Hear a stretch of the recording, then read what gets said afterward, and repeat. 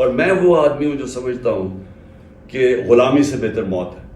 میں یہ ہمیشہ سمجھتا تھا کیونکہ ہم بڑے ہوئے تھے جب میں پہلی جنریشن تھا, ہمارے جتنے بھی بڑے تھے وہ انہوں نے غلامی دیکھی ہوئی تھی. میرے باپ کی جنریشن نے انگریز کی غلامی دیکھی ہوئی تھی.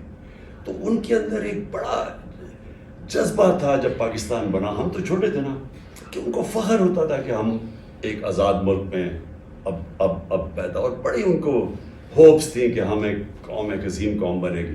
اور پھر میں نے ان کی مایوسی بھی دیکھی کہ آہستہ آہستہ وہ مایوس ہوتے رہے. مجھے یاد ہے عبدالحفیظ کاردر جو ہمارے بڑے زبردست کیپٹن تھے, پہلے کرکٹ کیپٹن تھے, تو اور وہ آکسفورڈ بھی گئے ہوئے تھے. تو انہوں نے نا ایک بڑی کتاب لکھی کہ جرنی ٹو ڈسلوژنمنٹ, کہ ہمارا کیسے آہستہ آہستہ جو ہم نے امیدیں لگائی ہوئی تھی وہ گرتی گئی اور وہ کریش ہوتی گئی. اور وہ کیوں ہوتی گئی؟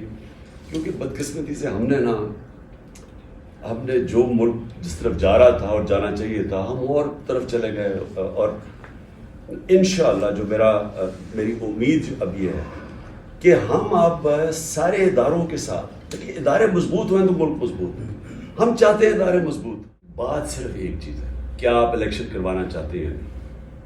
اگر نہیں کروانا چاہتے تو بات ہم نے ان سے کیا کرنا ہے؟ ان لوگوں سے میں کیا بات کروں جنہوں نے آ کے ملک کا بیڑا غرق کر کے رکھ دیا. 7 مہینے میں جو اس ملک کی تباہی ہوئی ہے, آپ ذرا کسی بزنس مین سے پوچھیں, آپ کسانوں سے پوچھیں, آپ کسی طبقے کے اوپر آج ریل اسٹیٹ والوں سے پوچھیں. جو بھی شعبہ جو تیزی سے آگے بڑھ رہا تھا, جو گروتھ ریٹ بڑھ رہی تھی, دولت میں اضافہ ہو رہا تھا, آج ان سے پوچھے تو صحیح کہ 7 مہینے میں ملک پہ کیا ہوا.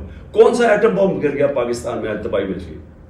آج ہر طبقہ رو رہا ہے, بے روزگاری بڑھ رہی ہے, مہنگائی آسمانوں پہ جا رہی ہے, اور سامنے کچھ نظر بھی نہیں آ رہا کہ ان کے پاس کوئی روڈ میپ ہے. یہ صرف ایک کام انہوں نے کیا کہ ایک کے اب کرپشن کیسز ختم ہو رہے ہیں. باری باری انہوں نے جو نئے امینڈمنٹس کیے ہیں, ان کے اربوں روپے کے کرپشن کیسز ختم ہو رہے ہیں. اب ان لوگوں سے, جرائم پیشہ لوگوں سے ہم نے کیا بات کرنی ہے سوائے کہ آپ بتائیں الیکشنز کریں. انہوں نے الیکشنز کروانے نہیں, صرف اس لیے نہیں کروانے کہ ان کو پتہ ہے کہ آج جب بھی الیکشن کروائیں گے ان کی سیاست ختم ہو جائے گی. ان کو پتہ ہے اس چیز کا, کیونکہ قوم نے ان کے 7 مہینے دیکھ لیے. اب ملک کی ضرورت اس وقت الیکشن ہے. اکانومی کو ٹھیک کرنا تو الیکشنز کرواؤ. اگر آپ نے اکانومی کو ٹھیک کرنا تو پولیٹیکل سٹیبلٹی چاہیے, وہ الیکشن سے آتی ہے. اگر آپ نے اکانومی کو ٹھیک کرنا ہے یا اپنی معیشت کو اوپر اٹھانا ہے تو پولیٹیکل سٹیبلٹی کی بات ہوتی نہیں.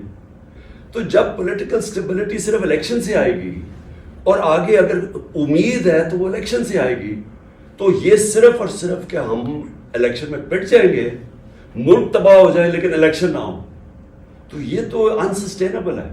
مجھے تو خوف یہ ہے کہ یہ جس طرف ہمیں لے کے جا رہے ہیں یہ ساروں کے ہاتھوں سے نکل جائے گی. میں چاہتا ہوں کہ آپ اپنا وہ کلپ پلے کریں جو 1 جون کو میں نے آپ کے ساتھ دیا تھا, ایک کلپ, اور میں نے پیشن گوئی کی تھی کہ یہ ملک کا بیڑا غرق کر دیں گے, یہ معیشت کا بیڑا غرق کر دیں گے, ڈیفالٹ کی طرف لے جائیں. میں یہ جو 2 گولیاں اوپر لگی تھی نا, یہ تو اللہ کا شکر ہے ٹھیک طرح بھر رہی ہیں. میری جو ہڈی ٹوٹی ہے نا, جو تیسری گولی نیچے لگی تھی, اس سے میرا اس وقت اس ٹانگ کے اوپر پورا زور بھی نہیں آتا, اور اصل میں تکلیف ہے وہاں کیونکہ وہ نروز بھی ہٹ ہوئی اس کی وجہ سے پاؤں تک. تو وہ تھوڑا پرابلم میرا ٹانگ کا ہے اس وقت, یعنی چلنے کا پرابلم ہے. آپ وزن نہیں ڈال سکتے؟ وزن نہیں ڈال سکتے. لیکن پھر بھی کل پنڈی میں لوگوں سے ملیں گے آپ؟ نہیں, میں جانا تو ضرور تھا, میں نے تو پہلے سے فیصلہ کیا ہوا تھا. پچھلے اتوار کا بھی میں نے سوچا تھا, لیکن وہ ڈاکٹرز نے کہا کہ وہ تو بالکل ہی, کیونکہ میرے زخم بھی بڑے ابھی وہ اسٹیج پہ نہیں تھا کہ میں ایکٹیویٹی کروں. لیکن میں نے کل اس لیے جانا کہ دیکھیں, یہ میں پھر سے ریپیٹ کرتا ہوں, یہ ملک میں ڈیفائننگ مومنٹس ہیں. یہ ایک فیصلہ کن وقت ہے پاکستان میں.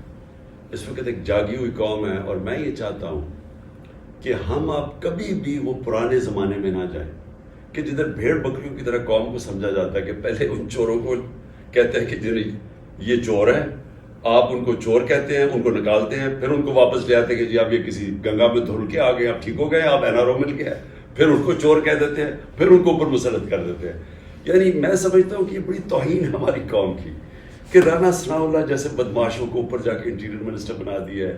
شریف خاندان ان کی 30 سال سے چوری ہے, ہر باری وہ چوری ہوتی ہے وہ باہر بھاگ جاتے ہیں, وہاں جا کے آرام سے رہتے ہیں اور انجوائے کرتے ہیں لنڈن کے مہنگی جگہیں، اور پھر یہاں لوٹنے کے لیے واپس آ جاتے ہیں۔ میں سمجھتا ہوں یہ ہماری قوم کی توہین ہے۔ تو میں نے تو کہا ہوا کہ میں تو جب تک زندہ ہوں میں ان کا مقابلہ کروں۔ زرداری ادھر ہے، سندھ سے جو وہ ظلم کر رہا ہے، جو سندھ کے لوگوں سے کر رہا ہے، میں نے جتنی یعنی سندھ کے لوگوں کو جتنی آزادی کی ضرورت ہے اس زرداری مافیا سے، کسی بھی پاکستان، باقی سارا پاکستان میں پھرا ہوں، لیکن جو ظلم وہاں ہے وہاں کہیں اور نہیں۔ تو وہاں تو بالکل انہوں نے لوگوں کو غلام بنایا ہوا ہے، پولیس، تھانے، اونڈے رکھے ہوئے ہیں، جھوٹے پرچے ہیں، وہ بیچارے لوگوں کو جکڑا ہوا ہے انہوں نے۔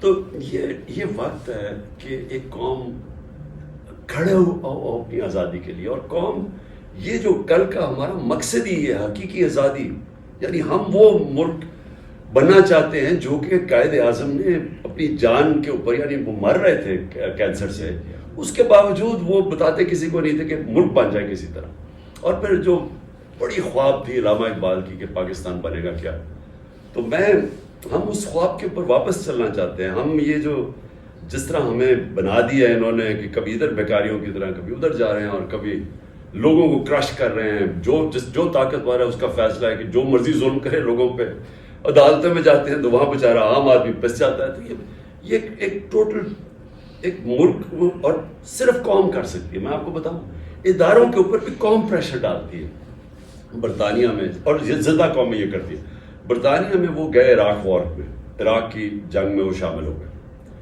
تو ساروں وہاں پتہ تو سب کو تھا کہ برطانیہ اور امریکہ اصل میں تو جا رہا ہے عراق میں تیل ہے۔ تو اب سوچیں کہ برطانیہ کے لوگوں کو پتا تھا کہ ان کی آئل کمپنیز کو فائدہ ہونا ہے، اسے 20 لاکھ لوگ نکلے سڑکوں پہ کہنے کے لیے کہ یہ ناانصافی ہے عراق سے، ہم اس کی مخالفت کر رہے ہیں۔ 20 لاکھ لوگ۔ میں پاکستان میں کوشش کرتا رہا نکالنے کے لیے لوگوں کو، 500 لوگ بھی نہ نکلے۔ تو اب بدل گیا پاکستان، وہی لوگوں میں شعور آ گیا، اور جو ہماری نئی نسل آ رہی ہے مجھے تو اس کے اوپر بہت بڑی امید ہے، کیونکہ یہ سوشل میڈیا نے جگا دیا لوگوں کو۔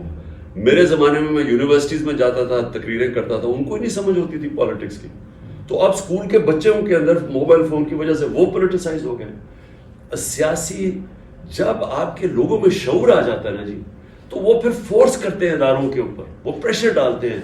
اور یہ سوشل میڈیا ایک ایسی چیز ہے کہ جس کے پاس فون ہے اس کے پاس آواز ہے۔ کیا ہوتا ہے میں تو کہہ نہیں سکتا، لیکن ایک ملک کے اندر آپ ساری اخلاقیات ہی تباہ کر رہے ہیں۔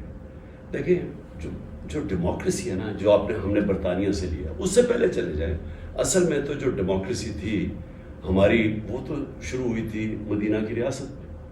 وہاں بادشاہ تو نہیں تھی، وہاں تو انہوں نے شورا بیٹھتی تھی اور سلیکٹ کرتے تھے، اور کوئی یعنی میرا بیٹا تو نہیں بنتا تھا نا، جو میریٹوکریسی تھی۔ تو برطانیہ کی جو ڈیموکریسی ہم نے اپنائی ہے اس کی بیسس کیا ہے کہ ڈیموکریسی کھڑی ہوتی ہے اخلاقی قوت پہ، اخلاقیات پہ۔ برطانیہ کا پرائم منسٹر پہلے تو ڈیوڈ کیمرون ریزائن کر دیتا ہے جب اس کی تقریباً 2/3 اکثریت، بھاری اکثریت تھی، اس کی ریفرینڈم ہارتا ہے، تو ریفرینڈم ہارنے پہ تو اس کو ریزائن نہیں کرنا چاہیے تھا، لیکن وہ کہتا ہے میں اخلاقی قوت کھو بیٹھا ہوں، میں ریزائن کر رہا ہوں۔ بورس جانسن، آپ سوچ لیں کہ پاکستان میں تو خبر بھی نہیں بننی تھی کہ اس نے کہا جی اس نے ڈاؤننگ اسٹریٹ میں اپنے لوگوں کو تب اکٹھا کر دیا جبکہ سوشل ڈسٹینسنگ تھی کورونا میں۔ اب اس کے اوپر ایک بھاری اکثریت والا پرائم منسٹر نکل جاتا ہے، تو سوچ لیں کہ ان کی اخلاقیات کے معیار کیا ہیں، ان کی مورل سٹینڈرڈز کیا ہیں، اس کے اوپر ان کی جمہوریت ہے۔ اب یہاں تماشا دیکھیں کہ آدمی 30 سال سے لوٹ رہا ہے، اس کے اوپر کتابیں لکھی ہوئی ہیں اس کی چوری کے اوپر، کنوکٹ ہو جاتا ہے سپریم کورٹ سے، جھوٹ بول کے ملک سے بھاگتا ہے، یہ دوسری دفعہ جھوٹ بولتا ہے۔ پہلی دفعہ مشرف سے معاہدہ کر کے بھاگتا ہے، 8 سال کہتا رہا کوئی معاہدہ نہیں، جب تک وہ سعودی شہزادے نے یہاں کے دکھایا نہیں۔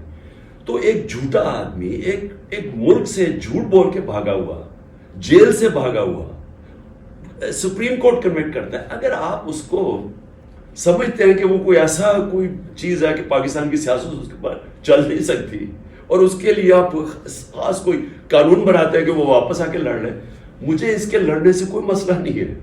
میں سمجھتا ہوں کہ یہ آ کے لڑے گا اس کو، کیونکہ اس کو پہلی دفعہ پتہ چلے گا کہ یہ قوم بدل چکی ہے جب سے یہ بھاگا باہر۔ لیکن مسئلہ پاکستان کی اخلاقیات کا ہے۔ ہم کیا پیغام دے رہے ہیں ملک کو کہ یہاں اس کا مطلب یہاں برا ہے ہی نہیں، اس کا مطلب یہ قوم امر بالمعروف پہ چل ہی نہیں رہی، جو اللہ کا حکم ہے کہ اچھائی اور برائی کے اندر تمیز کرو. تو یہاں تو انہوں نے ختم کر دیا، چوروں کو آ کے اسمبلی میں بٹھا کے وہ اپنے آپ کو قانون بنا رہے ہیں، وہ بچتے جا رہے ہیں، غریب آدمی جیلوں کے اندر ہے. یہ تو ملک کی فاؤنڈیشن ختم کر رہے ہیں. دیکھیں سمی، جو ملک کھڑے ہوتے ہیں نا وہ اخلاقی ویلیوز کے اوپر، مورل ویلیوز پہ کھڑے ہوتے ہیں. ہاں ہر ملک کے مورل ویلیوز ہوتے ہیں. جب آپ وہ مورل ویلیوز ختم کر دیتے ہیں تو آپ کو کوئی دشمن کی ضرورت نہیں ہوتی. آپ تاریخ اٹھا کے دیکھ لیں، قومیں تباہ ہوتی ہے جب وہ ان کے مورل ویلیوز ختم ہو جاتے ہیں. آپ کسی کو دیکھ لیں، مغل کو دیکھ لیں، آخری دور میں ان کے حالات دیکھ لیں.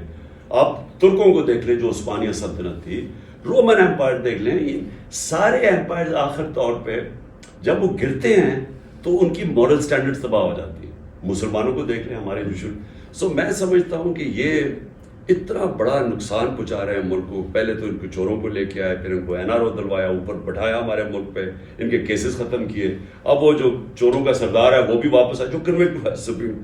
تو مطلب کہ جیل کھول دے، پھر وہ بیچارے غریب جو جیلوں میں بھرے لوگوں کی. مجھے اتنی میسیجز آ رہی ہے کہ جی اپنا دھیان رکھو. وہ ٹھیک کہتے ہیں کہ احتیاط، ہمارے نبی صلی اللہ علیہ وسلم نے کہا کہ آپ پوری اپنی انسان احتیاط کریں پھر اللہ پہ چھوڑیں.